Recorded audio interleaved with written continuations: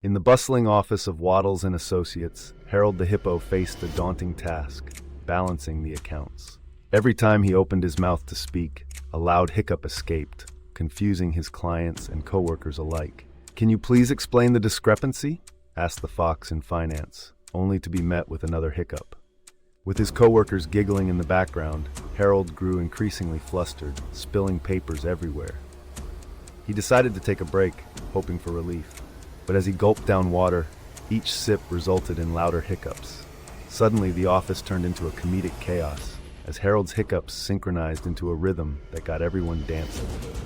At the end of the day, Harold realized that sometimes laughter is the best remedy, turning awkward moments into unforgettable memories.